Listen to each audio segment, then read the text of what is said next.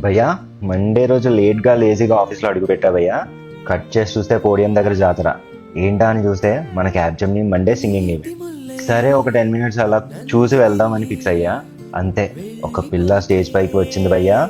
Single టేక్లో flat అంతే. తన sweet voice office మొత్తం వేరే లెవెల్ వైబ్లోకి తీసుకెళ్ళింది. ఇంకా లేట్ ఎందుకు, మీరు కూడా వినండి. అండ్ ఈ వాయిస్కి మీరెంత వైబ్ అయ్యారో కింద కామెంట్ చేయండి.